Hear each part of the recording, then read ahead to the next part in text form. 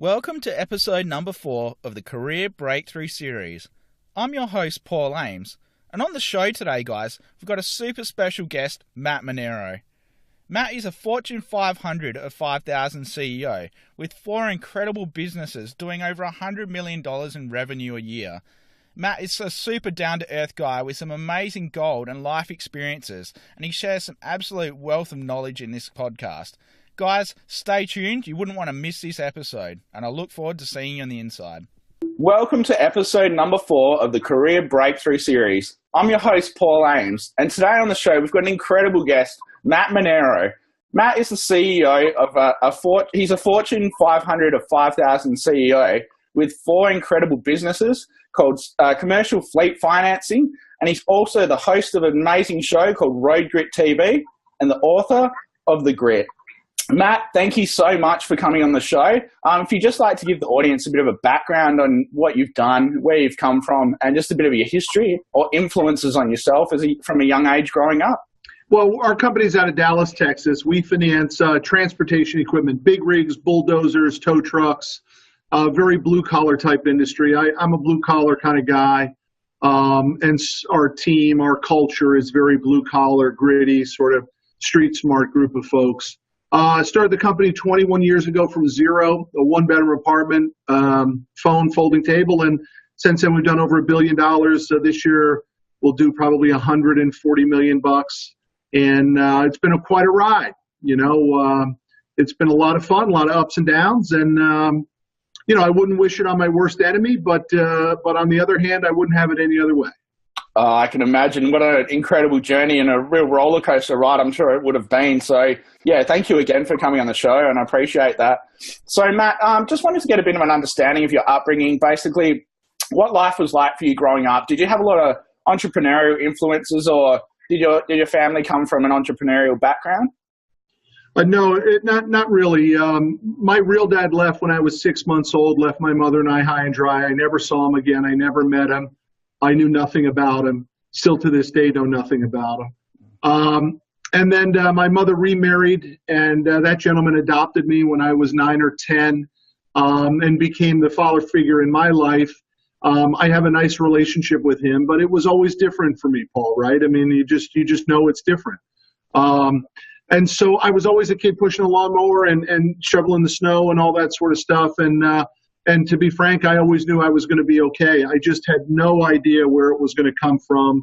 Nobody was giving me a roadmap.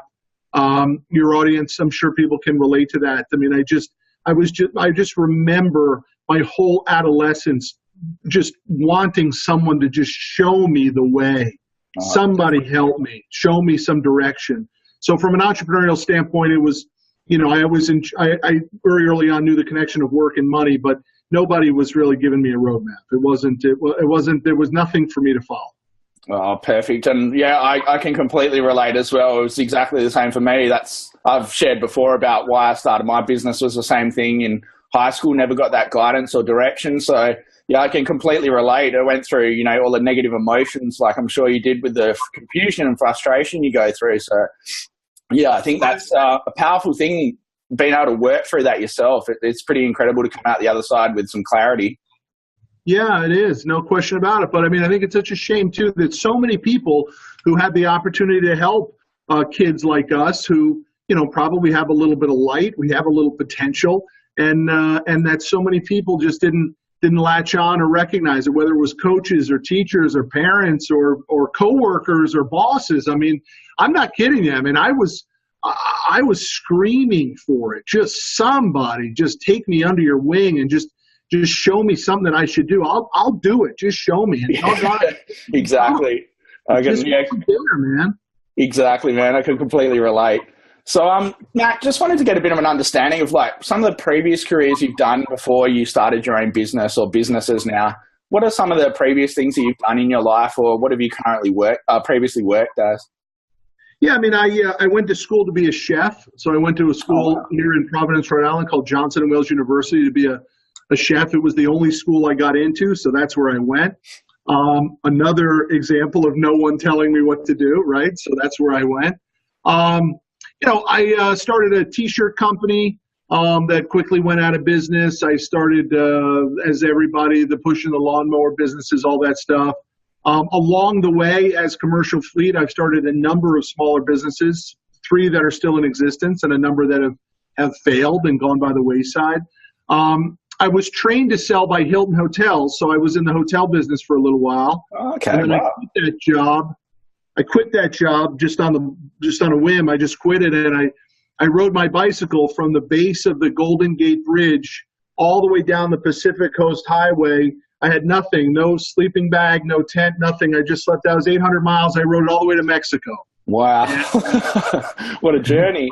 It was so much fun, and that helped me sort of find myself in my early 20s, and really sort of give me a little bit of clarity of who I was, and a little bit of a rebuilding of my self-esteem, which, was very challenged when I was younger. My adopted dad, while I love him and he did the best he could, he was very hard on my sister and I, and did not nurture our self-esteem like he should have. We were called stupid and dumb and idiots. My whole sort of upbringing, that's all I really remember hearing from him. Wow. And you should be so proud of yourself, Matt, for what you've come through and the person you are today to be able to come through that. What do you think are some of the biggest lessons that you've learned from these previous careers that you've done? What are some of the biggest takeaways that you've implemented in your life, or how have they affected and changed your life? Look, I think the biggest thing that occurred to me was obviously taking full responsibility for what I can achieve. The reality, though, Paul, is that for most of my career as a business owner, I wasn't going anywhere.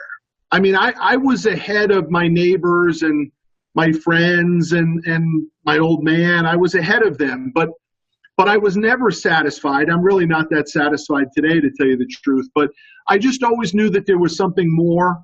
My wife, we've been married 18 years. I would come home and she would say, "You're so much bigger than your business." She would say, "One day you're going to realize it, Matt." And the reality is, it took me 18 years to build my business to $36 million a year, and it took me 18 months when I got really serious about it to get to $100 million. And the only thing you can take from that is, why did I wait so long? Yeah, it's a decade. Why did I just not do it sooner? Yep. Definitely. I think that's powerful advice too. It's the common thing you always hear from, I remember reading something about saying the best thing everyone can do is go to a retirement home and speak to the people there who are elderly and potentially some of them on their deathbed.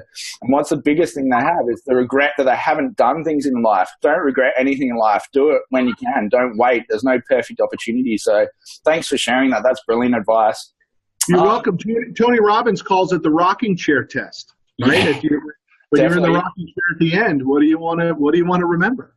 Yep, exactly right. And it's an amazing thing. Have no regrets. So Matt, what would you say from your career or your business in general? What would be some of the biggest mental roadblocks or obstacles you've had to work through? Or first of all, what do you think the biggest obstacles are? And also, how have you worked through these biggest obstacles in your career and your business? For me, without question, the biggest obstacle for me was not dreaming big enough. Was staying too small, was protecting the nuts that I had accumulated, right? And then the second piece, which dovetails to that, is I didn't understand who I was competing against, Paul. I thought I was competing against other people. I just didn't realize that I was competing against myself. And when I realized that, that's when things really begin to change for me. And again, my story is I'm 21 years in business, my friend. So, it's only been the last 4 or 5 years in which that really kicked in for me, and I was able to get what I thought my piece of the pie was. And so I would challenge everyone to not compete against others, not compete against your coworkers or your family members or your neighbors or any of that stuff. Compete only against what are you capable of achieving. And that to me delivered tremendous clarity, because I began to tap into, why am I always frustrated? I call it a constant state of pissed offness, and I began to understand it. It's because I knew I had much more potential that I wasn't tapping into. Yep, definitely. And I think that's the biggest thing that, I talk a lot about fixed and growth mindset with a lot of my clients. And I think a lot of people don't realize that they have unlimited potential. We don't actually even know our potential until we push ourselves and try to see what we can actually do. For so long, like I've been the same as you, where, you know, being told that all your life from your family in high school, and it kind of, you know, puts that dampener on you, makes you believe that stuff until you realize, you go, this is just bullshit. It's not real. I'm capable of anything. I'm capable of achieving what anyone else does, or doing my own thing, you know? So, yeah, I think that's powerful. Thank you. It goes back to my original comments, though, of why is it that people who shouldn't be doing that to us as youth do it, right? We have this amazing gift to change a person's mindset, and so many people just don't. They use it the wrong way, you know, and it takes time, man. The brain records it all, buddy. And so you got to re-record the tapes. You got to re-record the tapes. Yep, definitely. So this is a bit of a random question, but I like to ask a lot of my guests. So what do you feel is the core of a happy, fulfilled life for you? Look, I'm blessed with an amazing wife. I have 3 incredible kids, 14, 12, and 10. They give me a tremendous amount of happiness. But the reality is that my business is my 4th child, and my 3 kids understand that. I mean, look, it's 7 o'clock my time, and you know, I'm not home. What am I doing? I'm working, and this is work. This is an opportunity. This is us meeting each other and seeing where it goes. Definitely. Just like I would do for one of them. But Paul, just like I would do for one of them, right? If they need something, I'm there for them. So for me, happiness is making sure that everybody's healthy around me, that they're happy. My marriage is strong, which I'm lucky that it is. But listen, I need money, man. I mean, money is really important to me. And I think most business owners and even individuals, whether you're working for yourself or somebody else, don't really connect to money at a level that they should. Definitely. We need more money. Everybody needs more money. So for me, I'm not looking for happiness. I'm looking for more money. I'm looking for better health. I'm looking for stability. I mean, hell, when I bring home a big fat check, life gets better at home, Paul. Definitely does. It plays out. Yeah. So you know, I don't like to tell my kids no, and I'm fortunate that I don't anymore. But you know, that's not a place I want to live. I do not want to live in scarcity. I want to live in abundance, and it takes money to do that. Exactly right. And I think exactly what you just said. Yeah. So many business owners don't realize, you know, cash flow is king. Yeah. And they, you know what, even I had to go through a lot to start with my business. I've just been in business for 2.5 years, I think it is now. And to start with, you know, I was undervaluing myself, and, you know, you just don't, you think you're not capable of achieving things. You go, what if I fail? What if I don't deliver results for my clients? And you kind of just have to go, well, I'm delivering results. Look at all the testimonials, or, you know, things that you've achieved in your business. So, yeah, just having that reflection time is just great. So that's brilliant, Matt. Thank you for that. So just want to discuss with your current businesses, I'd love to get a bit of an understanding of, I know you were saying to me before, you've got 4 businesses, and obviously you've got your amazing book, which I'm going to get, which is just coming up. So guys, at the end of the show notes, I'm going to link to Matt's ebook for you guys to download. I definitely jump on board because Matt is awesome with amazing advice. But yeah, I just wanted to get an understanding of your businesses and how you bridged out into each one of them. I know you started with commercial fleet financing, and now you've obviously bridged out. So yeah, just like to get an understanding of those. Yeah, so again, we finance big rigs, bulldozers, tow trucks, again, blue-collar transportation industry. And our competitors are large publicly traded banks. So I always knew that there was money in what I refer to as my platform. So I think that's a very important part as people are trying to figure out what career they need to go into. You need to go into a career that there's money, Definitely. Right? I mean, you need a place that there's some players in there. And I knew that the large publicly traded companies were making bank. Oh yeah. So how could I go get my share? I mean, that was the genesis of it, right? I mean, if Wells Fargo is in and Bank of America are in this space, well, heck, I should be in this space because I know the banks are making money. Definitely. And so we've made integrated businesses all within the transportation space. So it starts with our finance business, and then it moves to our dealer business and our auction business. The reason for that is if people aren't buying as much equipment, therefore we're not financing as much, then maybe they're selling that equipment, and then as our dealer and our auction business. And so it sort of fluctuates through the highs and lows of economic ups and downs. And that has proven to be a very prudent model for us. The other thing is we are only in 4 spaces. We call them silos in here. They are trucking, towing, construction, and moving. That's it. So I believe that there are riches and niches, and we are, in my opinion, and I think the math tells us that we're probably the largest independent finance company in the States in transportation. But that's just because we're experts. So if you came to me and needed, financing for furniture for your hotel or ovens for your restaurant, I can't help you. I don't know anything about it. But if you need a new bulldozer, I'm your guy. Perfect. That's brilliant. And I really love how you've said that. You've got all those four bases covered. And I think that's the key point, obviously, to, successful business by the sounds of it, like that amazing model you've got. So you thought, started off doing this. You went, okay, so where can I go to from here? And then you've got, like you said, you've got the auctioning and, sales part and everything like that. So you've got the whole area covered. So I think that's amazing, Matt, because, as you said, when the markets go down, you've got yourself covered with other sources of income coming in from other businesses. So that's incredible. So, Paul, business is a very simple economic model, right? It's either a buying or a selling model. That's it. I mean, there's either a supply or there's a demand. And so the thought process is, when there is a supply of equipment, because the demand for financing is down, we need to be in that business. And then when that flips, we need to be in that business. And so it's worked out well. And I would challenge everybody to think of their business that same way, which is, and by the way, that came to me early on in my career when I did finance in Phoenix, Arizona. I financed coffee machines for a convenience store. And I said, I don't understand. It's 105 degrees in Phoenix, Arizona. Why are you putting coffee machines? It's because it's not 105 all year round, he said. Cool months. Yep. I mean, look, by the way, I should have learned that economic lesson in school, right? Somebody should have taught me. I mean, I had to be in business for myself to learn that simple economic lesson. But the key is I took it and I put it into practice. And I think so many people, Paul, with social media and all this stuff, everyone's following everybody and liking the guy in front of the Bugatti and the Ferrari, which neither of those are his or hers, right? Yep. The key is, how do you take it and put it into play in your own life? That's what matters. Yeah. It's not about the feel good of a cool quote or a cool picture. It's how do you take that information and put it into play?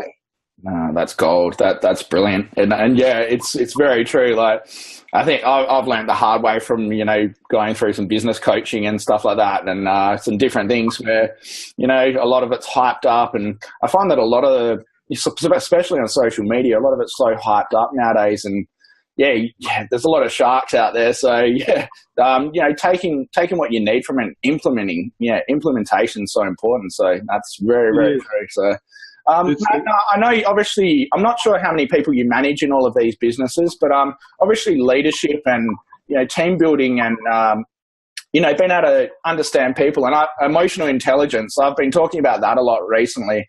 I believe that's probably one of the core things that you could utilize in the workplace. So how do you find you effectively lead and inspire your teams or your employees? I used to do it with a whip.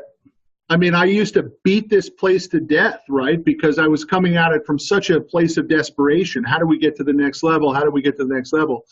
And then about a year and a half ago, once we hit that $100 million mark, I realized that the what I did to get to 100 million is not going to get us to 200 or 300 million. And so we've really taken a real transparency approach where we share everything.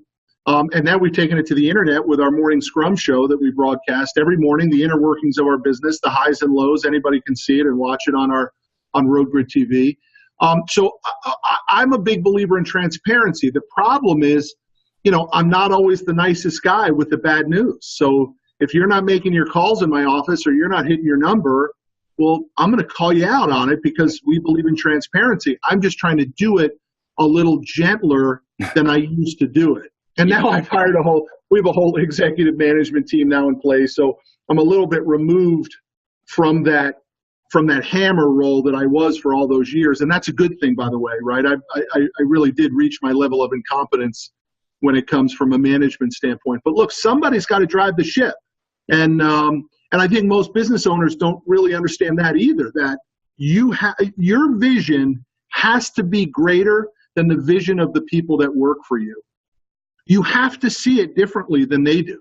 That's the key. That's why you're the boss. That's your job as the leader. Exactly.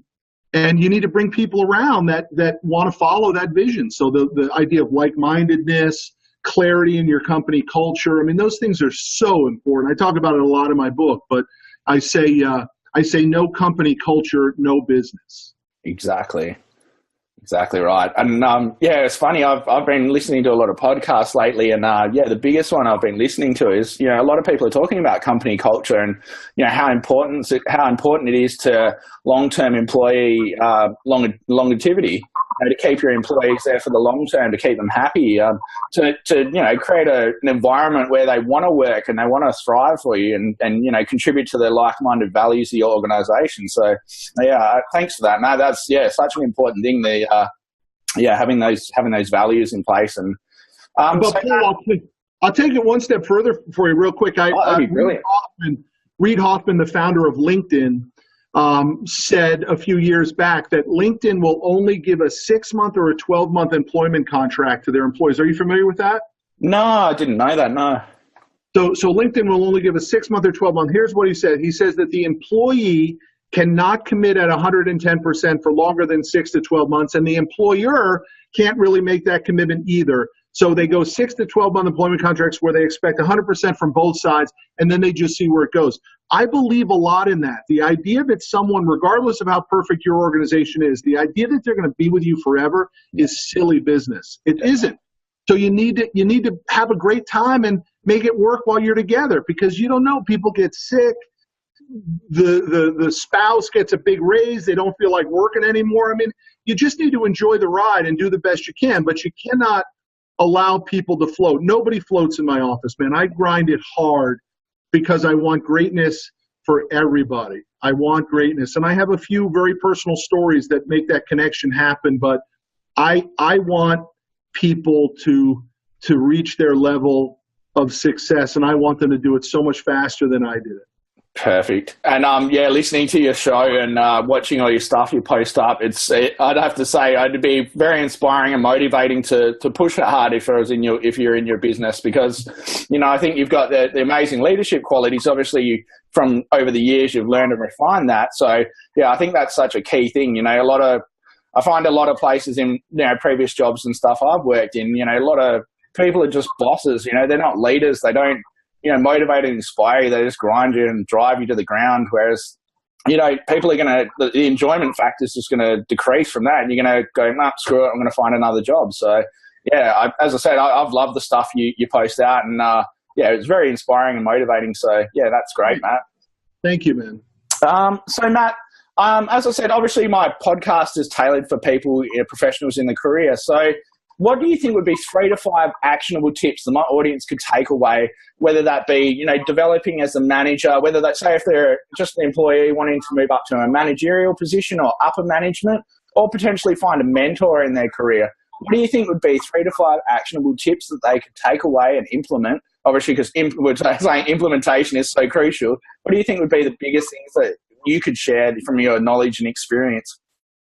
Yeah, I would say the first thing that any employee needs to do, because the employer already knows this, is you have to connect yourself to the rev stream.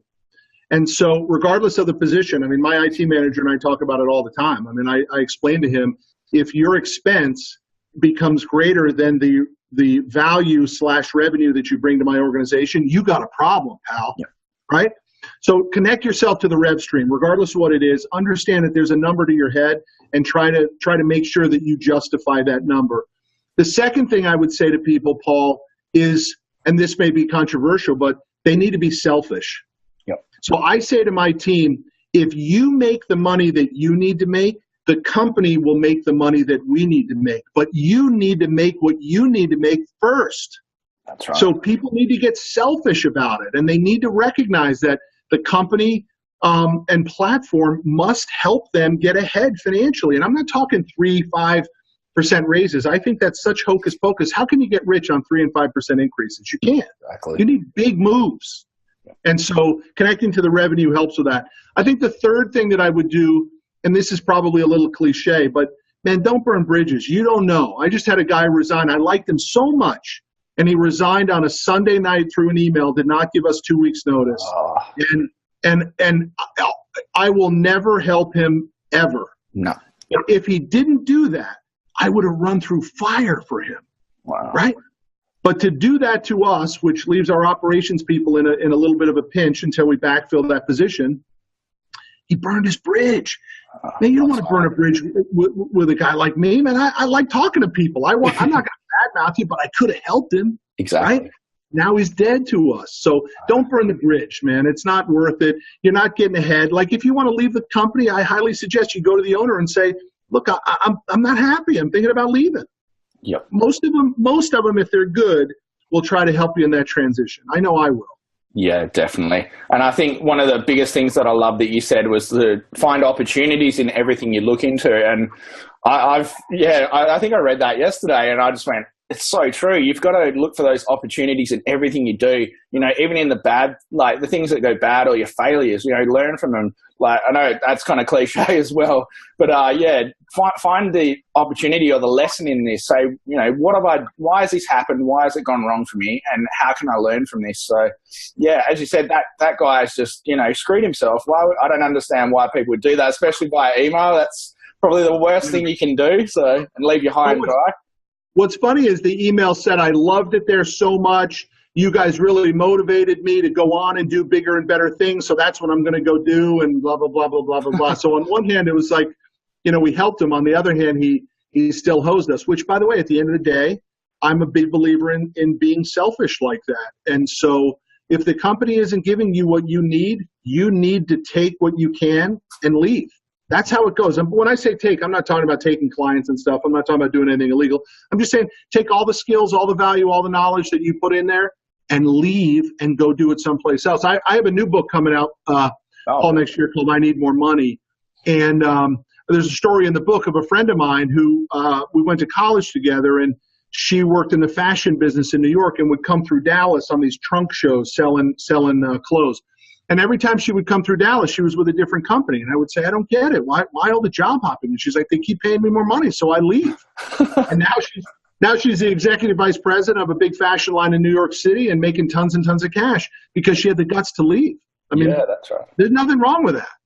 Yep, that's right. And I think, you know, obviously things have shifted a lot over the years with the way people look at employment. And I think that's the biggest thing. Obviously, what you said before really hits home, and I've noticed a lot with the clients I've worked with, or even myself in my career journey.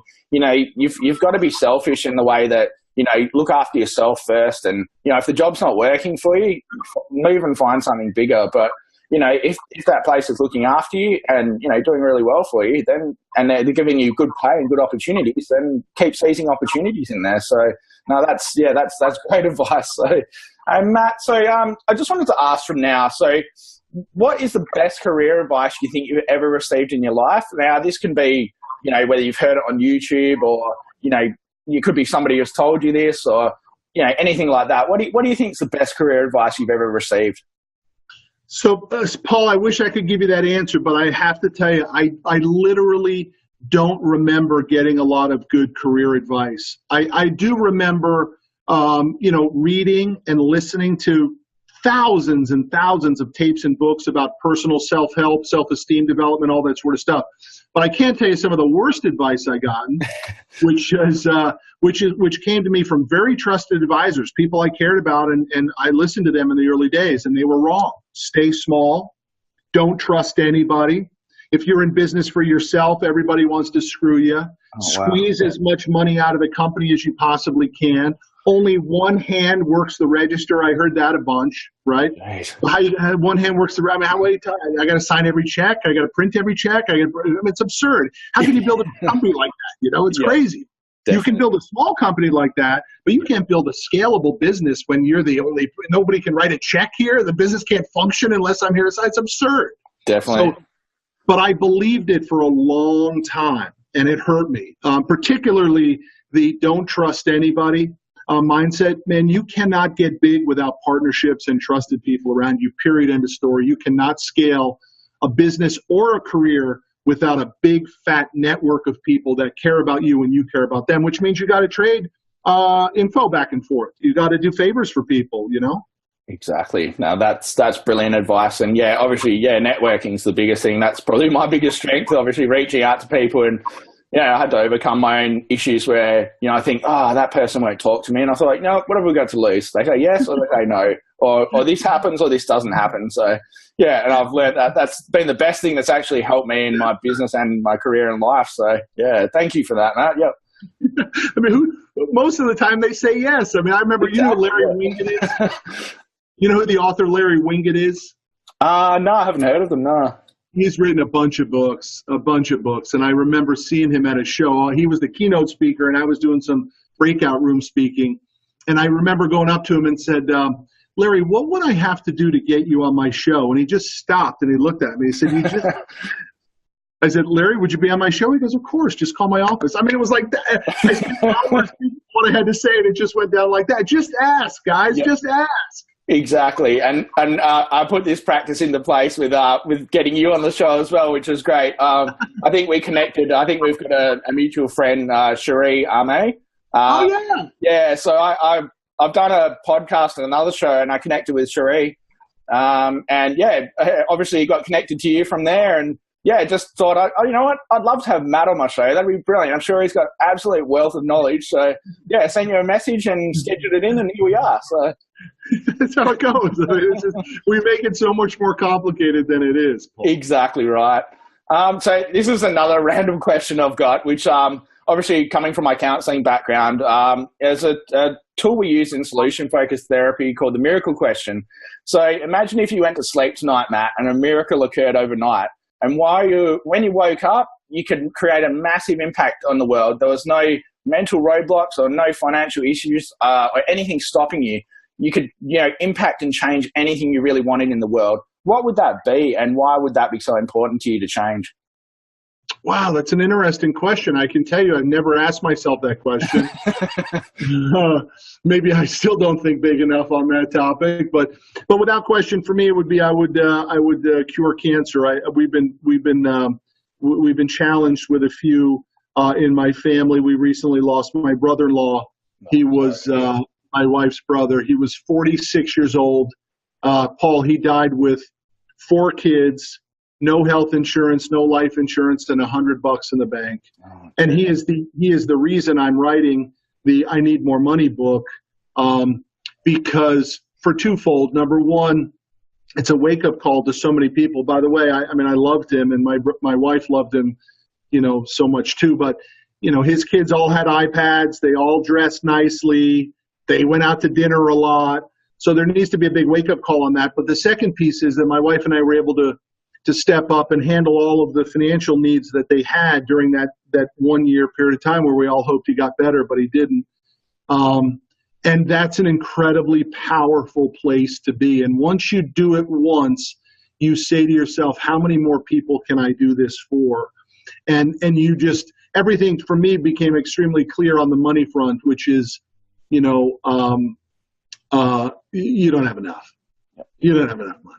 If you die, you want to take money out of the equation for generations of your family. It's not just, and by the way, my brother-in-law, to his lack of discipline, for $100 a month, he could have had a $100,000 life insurance policy, but he didn't. I mean, I'm telling you, that $100,000 would have changed the entire outlook.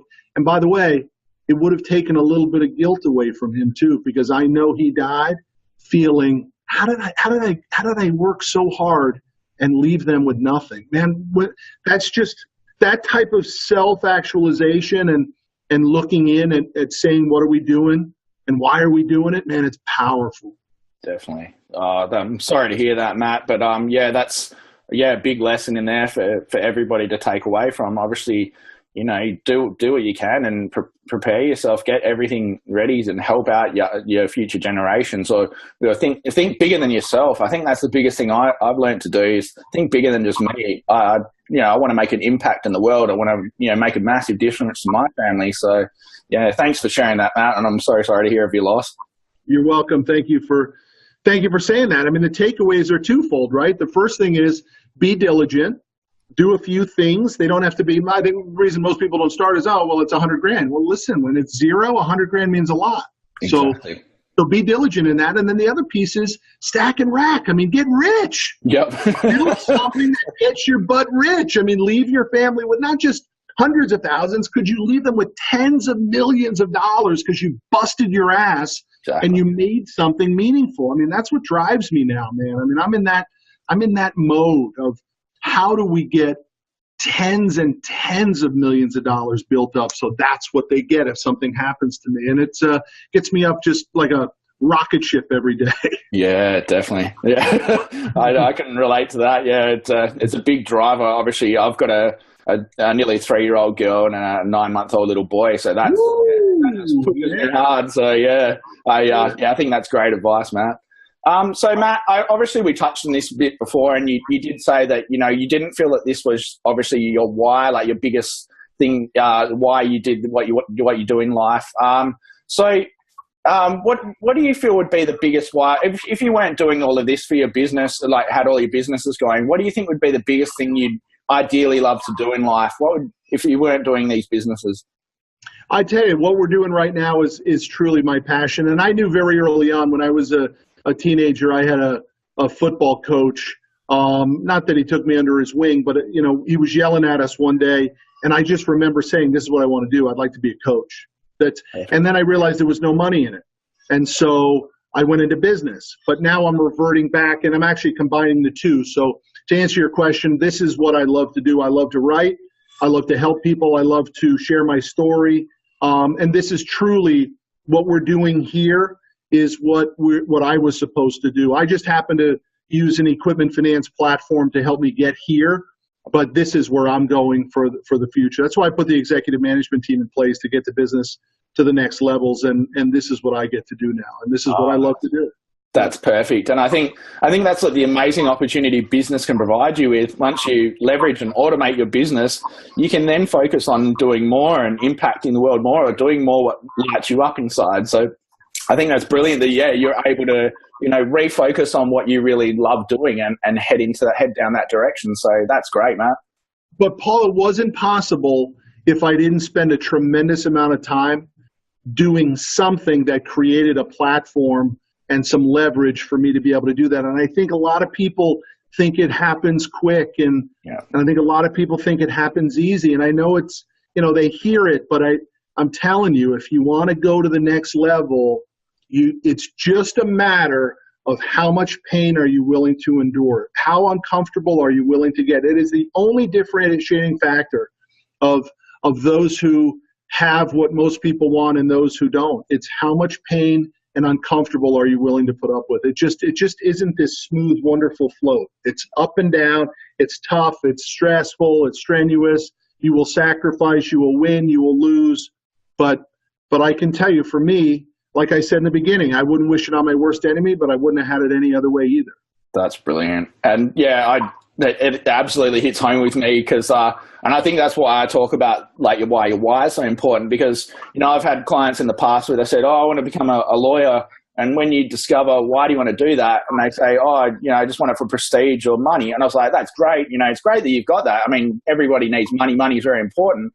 But I say you need to have another reason backing you. So when things get really tough, money will only get you so far as a driver. I think you got to have something else just there driving you. For me, money is really, really important to me, but also providing that life for my family, or having that some other reason that's lighting you up inside to keep pushing you there. I think having those side by side just makes you move forward in an amazing manner. It's powerful if you can put the two together, but if you can't, like I didn't for a long time, you still need to grind it. Yep, definitely. Yeah, still got to show up every day, should shower and shave and get to the office. Exactly, yeah. And old Grant Cardone's lines are hustle hard. So, I strongly believe in hustling. So, yeah, it's key. It's key. So, Matt, what would you say would be one of your biggest positive traits or attributes that you use to help you achieve the success you have in life? And also, what do you think would be one of your most negative, or the one that kind of hinders you or stops you moving forward? I don't know what your other guesses say, but it's probably usually the same, right? So for me, I come at my life, and I certainly come at my business from a place of desperation. I mean, I am still trying to prove other people wrong.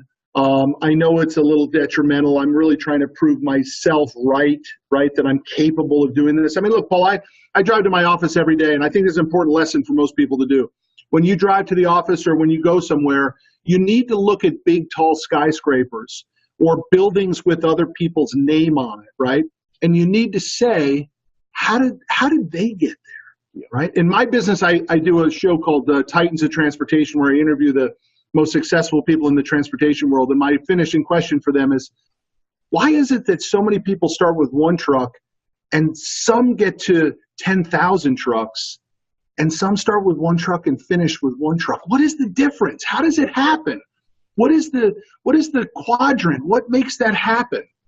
And so for me, it's desperation to be more, to do something more meaningful than I've already done. At the same time, that desperation has caused me many hours at the office. It's hurt me physically, to tell you the truth. I mean, I'm training for a marathon right now just to get myself back into shape, but I got way out of shape for a while in my early 40s just because of the work and the strain and the desire for more. So, that balance idea is a challenge for me. I don't really have it. I just got back from a week in Belize, and after a couple days, I didn't tell my wife and kids this, but after a couple days, I was like, "Can we go now?" I mean, I'm done. I don't live my life for vacations, Paul, and for people who need a vacation to get away from your real life. I mean, I think Vaynerchuk says it best. I think he says, "Your shit's screwed up." I don't need that, man. I love what I do, and if I didn't love what I do, I would change it. And that's a good takeaway for your audience too. If you don't like what you're doing, change it. Exactly. That's very, very true. Life's too short, as you said.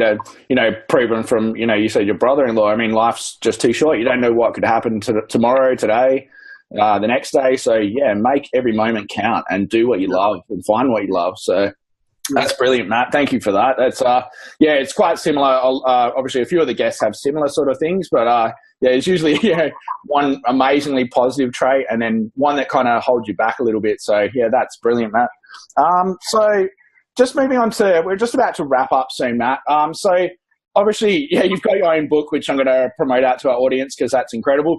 But what's another book or a resource or video that you've seen that's really helped influence and change your life? Yeah, I'm a freakazoid reader. I probably take in 4 books a week, probably, either by reading or by listening to it. If I had to give 2 books that were life-changing books for me, especially from a business standpoint, the first would be E-Myth by Michael Gerber. Brilliant. That book changed everything for me from a processing and understanding how the business needs to be built. Cardone's 10X rule was a huge sort of motivator for me.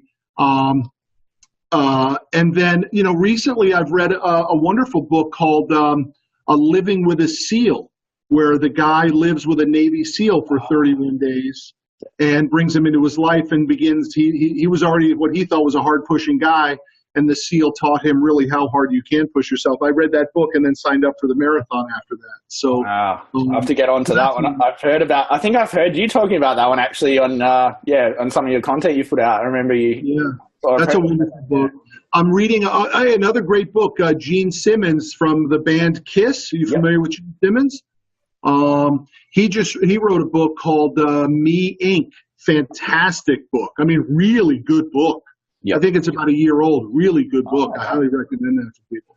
Wow, I have to get onto those. I've read the E-Myth and the 10X rule, and absolutely love them. They're life changers, and I think the E-Myth's been around forever, but everybody you speak to, same thing, amazing content. So, well, Matt, just before we go, is there any parting advice or anything you'd like to share with the audience you believe that they could really benefit from, or something that, a pitfall they could potentially avoid that you've gone through that could really help them out in their career? The biggest regret I have is that I didn't think bigger earlier. Those were because of self-esteem issues created as a child, and I believed them, just like you referenced, and you were genuine enough to talk about. Those are really big problems for a lot of people. The problem is, do we make bigger mountains out of them, right? Because at the end of the day, there's a lot of people that had it a lot worse, man. I mean, we just had a turd not talking that nice to us, but there's a lot of bad stuff. So maybe we sometimes make it a bigger deal. So I would get over those. I would get through that stuff early in your life. And then I would also say, don't don't rush for an idyllic situation. Don't be afraid of the pain of the struggle, because you're going to need some struggle to make it. Don't be looking for the white picket fences too early. You need to grind. You need to say no. You need to back off of vacations, and you probably need to push yourself and be more gritty than you think. And that's true. The reason I've made it, Paul, is because most people wouldn't have been able to deal with the business struggles that I've had. I mean, I've had them all. And most people just would have quit, but I didn't. I just kept showing up every day. And luckily, I had a couple people that when I got here, guess what? They were here too. And it just works out. Eventually, over time, doing the right thing in the right platform for a long time can make you a lot of money. Definitely. And as I said before, Matt, you should honestly be so proud of yourself. It's absolutely amazing what you've worked through and some of the difficulties and struggles I'm sure you've gone through. I can't even imagine. But you should be proud of everything you've achieved and what you've become for yourself. And also, Matt, I wanted to say thank you so much for your time. I've really appreciated you talking to me and giving up an hour of your time. And I just wanted to welcome you to the Career Breakthrough Tribe. So thank you so much for being on my show. I really appreciate it. Paul, it's been my pleasure, but it started with you. You reached out and made it happen, so you took the action, and I appreciate you for doing that. Perfect. Just to finish up, Matt, where can everybody get in contact with you? So what's the best places to contact Matt Manero? You can go to mattmanero.com. You can just type in Matt Manero into Google, and it'll show you. We've got 1,200 videos on YouTube. We've got thousands of videos on Road Grit TV. Just type in mattmanero.com. That'll get you where you need to go. Perfect. Thank you so much for your time, Matt, and I hope you go home and catch up with your family and get some sleep soon. Thanks a lot, Paul. I enjoyed it fully. Thanks, Matt. See you later.